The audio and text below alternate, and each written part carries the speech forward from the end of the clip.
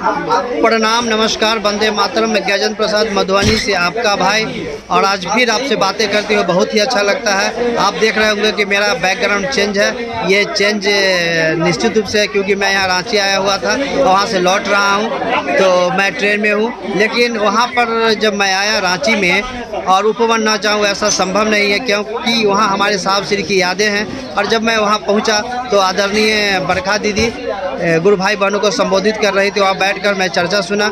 उसके बाद आदरणीय दीदी से मेरी बातचीत हुई, और बातचीत के क्रम में हमारी जो बातें हुई उसे मैंने रिकॉर्ड किया दीदी के आदेश पे, और वो आप लोगों को सुनाने के लिए मैं यहाँ आया हूँ। तो आप सभी से आग्रह है कि निश्चित रूप से इस वाणी को सुने, क्योंकि यहाँ जो भी बातें हो रही है शिव कार्य की बातें हो रही है। ये ट्रेन का बैकग्राउंड है। मैं ट्रेन से वापस मधुबनी जा रहा हूँ, लेकिन मैं सोचा हूँ कि कहीं विलम्ब ना हो जाए वहाँ पहुँचते मुँचते, इसलिए मैं शीघ्र ही आप लोगों के पास दीदी श्री की वाणी आपके पास मैं भेजने के लिए उत्सुक हो रहा हूँ। तो आइए चलिए सुनते हैं कि हमारी आदरणीय बरखा दीदी हम लोगों को शिव कार्य पर चलने के लिए कैसे प्रेरित कर रही हैं, क्या उनका मैसेज है, क्या संवाद है। आइए हम उन्हीं से उनकी बात सुनते हैं। मधुबनी से, और आज बड़े ही सौभाग्य की बात है कि मैं अभी रांची में हूँ, और साहब श्री जी के सानिध्यता में हम सभी यहाँ बैठे हुए हैं। और हमारे बीच है आदरणीय बरखा दीदी जी, जो अभी शिव शिष्य परिवार की सशक्त रूप से गुरु कार्य में हम लोग को सहयोग प्रदान करने हेतु बिल्कुल तैयार रहती हैं। और आदरणीय दीदी जी से मेरा आग्रह है कि साहब श्री तो शहर में अब नहीं हैं, हम सभी का क्या दायित्व बनता है, इस पर अपना विचार देंगे दीदी श्री।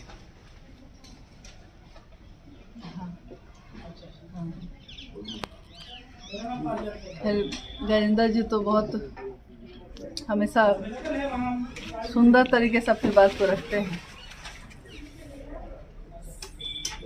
साहब कहते थे कि संत कभी मरते नहीं हैं, और उनके विचार कभी मरेंगे नहीं।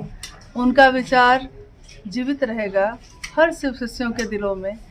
और ये ऐसी पावन सलीला है, ये ऐसी धारा है, ऐसी पावन धारा है शिव शिष्यता की, जो सतत प्रवाहित होती रहेगी। ये एक दिल से दूसरे दिल में लौ जलाने की एक प्रक्रिया ये चलती रहेगी, और आने वाले वर्षों में न जाने कितने लोग इस धारा में जुड़ते चले जाएंगे, शिव को लक्ष्य बना के, शिव को अपनी मंजिल बना के। साहब ने हमेशा कहा कि मंजिल पे अपनी नज़र रखिए। रास्ते में बहुत सारी चीज़ें आती हैं, रास्ते में बहुत सारे गड्ढे आते हैं, लेकिन जो उन गड्ढों को देखता है उसकी गाड़ी भी उस गड्ढे में चली जाती है। उन्होंने अपने बारे में कहा कि मैं जब से चला हूँ मेरी मंजिल पे नज़र है। वो जब से उन्होंने शिव को गुरु माना, तब से शिव के सिवा उनके जीवन में और कुछ दिखा ही नहीं। और उन्होंने कहा कि बनो तो शिव, रहो तो शिव, जियो तो शिव। यानी शिव ऐसे हों जो आपके जिस तरह धरती के कण कण में वो शामिल हैं, आपके रोम रोम में वो शामिल हैं, आपकी हर धड़कन में वो शामिल हो जाए। प्रेम यही तो होता है, प्रेम बदलता नहीं। उन्होंने प्रेम पथ पे चलने का ये रास्ता दिखाया, अपने गुरु शिव के प्रति एकाकार होने का एक रास्ता दिया, 3 सूत्र दिए जिनका सहारा लेकर हम इस काम को कर सकते हैं। उन्होंने अपना साथ दिया, अपना जीवन दिया। साहब और दीदी का पूर्ण समर्पण इस शिव की शिष्यता के पथ पे रहा। उन्होंने हमारे आपके जैसे लोगों के लिए एक राजमार्ग बनाया। आपने देखा होगा कि जब कोई सड़क बनती है उसमें काफ़ी मजदूर लोग काम करते हैं। सड़क जब बनती है उसमें गड्ढा किया जाता है, पत्थर, मिट्टी, कंक्रीट भरे जाते हैं, तारकोल बिछाया जाता है। दुनिया जब उस सड़क पर चलती है तो वो कभी नहीं सोचती कि इस सड़क को बनाने वाले के शरीर में कितनी चोटें लगी होंगी, उसका मन कितना छिला होगा, उसके शरीर से क्या घाव लगे होंगे, क्या खून बहा होगा। दुनिया उस पर चलती है और उन लोगों को याद नहीं करती।